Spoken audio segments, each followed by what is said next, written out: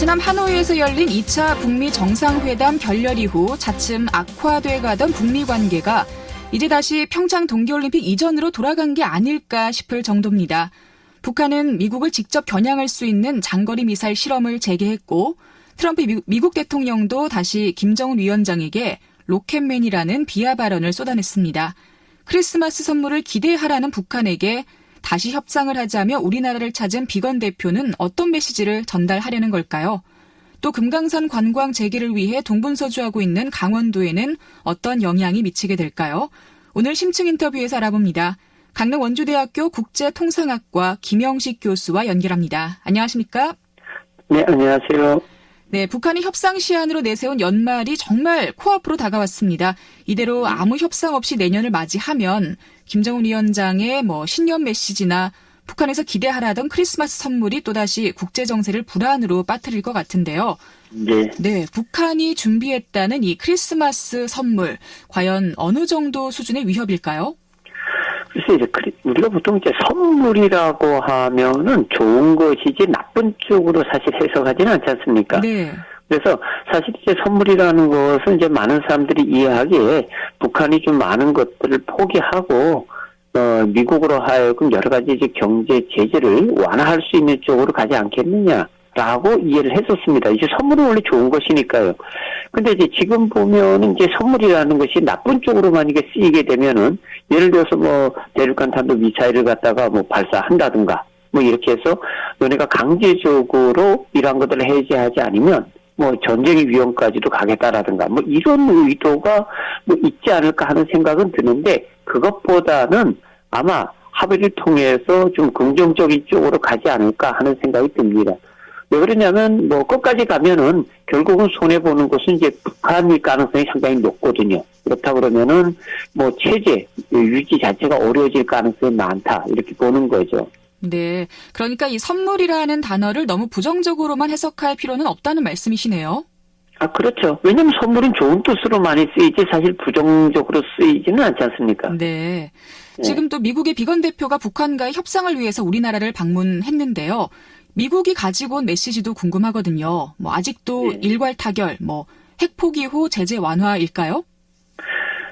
아마 이런 것들을 계속해서 좀 가져가지 않을까 하는 생각이 듭니다. 왜 그러냐면 이것을 가지고 가지 않는 이상에 다른 방법이 없어요. 그러니까 만약에 핵 포기하지 않는데 제재를 완화시킬 것이냐, 그것도 불가능하고요.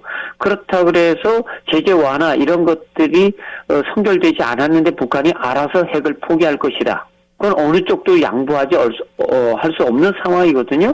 그렇다 그러면은 아마 미국 입장에서는 체제 보장해 주는 것이고요. 경제 지원해 주겠다라는 것이 있을 때 북한의 입장에서는 완전한 핵 포기를 정리할 수 있다. 이렇게 보는 거죠. 네.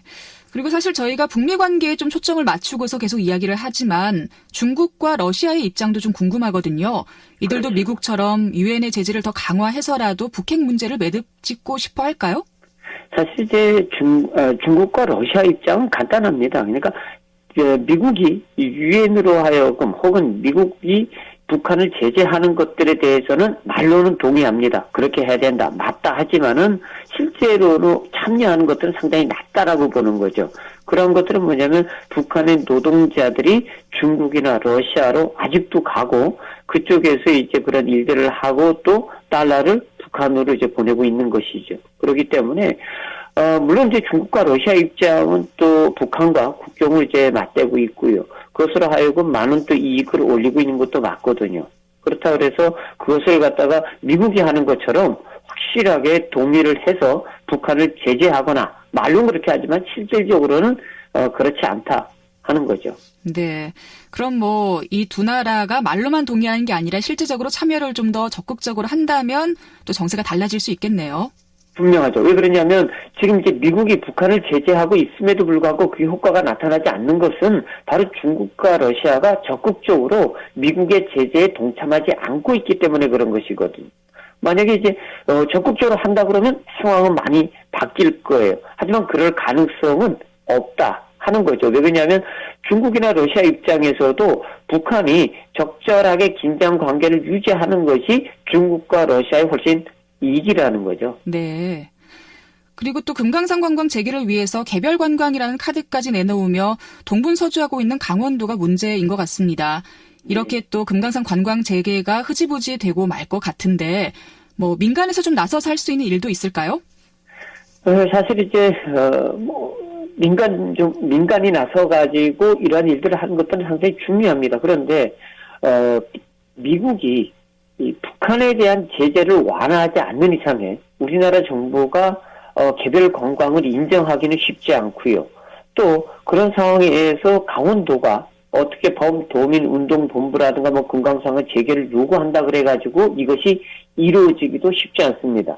왜 그러냐면 이미 수년 동안 이러한 것들을 많이 노력해왔고 미국에 요구해왔고 우리나라 정부에도 요구해 왔었습니다. 그래서 민간이 이런 것들을 추진할 때 정부가 그냥 모르는 척만 해라. 그러니까 비자만 내주고 정부는 빠져 있어라라고 그렇게 오랫동안 얘기해 왔음에도 불구하고 이게 되지 않았거든요. 그런 이유 중에 하나는 가장 간단한 거는 미국이 이것을 허락하지 않았기 때문이라는 거죠. 네. 지금 상황도 미국이 제재를 갖다가 계속 하고 있는 이상에 어떻게 범도민운동을 할 수 있는 것들은 거의 없다. 이렇게 보시면 됩니다. 그렇군요.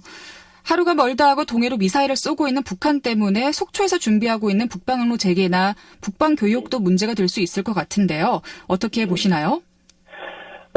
예전에도 북한이 동해로 많은 미사일을 여러 번 발사했습니다. 그것으로 인해서 북방 항로가 영향을 받은 적은 없고요.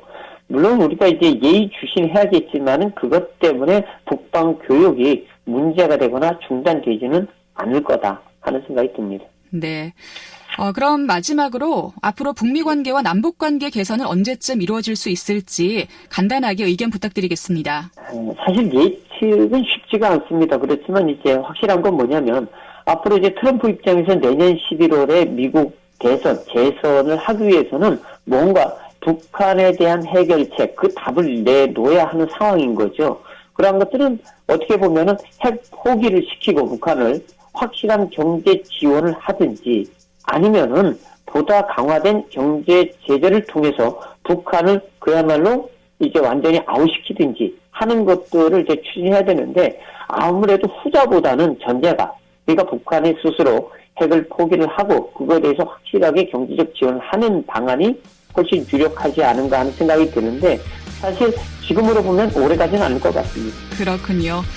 알겠습니다. 오늘 심층 인터뷰 강릉원주대학교 국제통상학과 김영식 교수와 함께했습니다. 고맙습니다. 네, 감사합니다. 네, 12월 16일 월요일 라디오 동서남북 오늘 순서는 여기서 마치겠습니다. 저는 내일 이 시간에 인사드릴게요. 고맙습니다.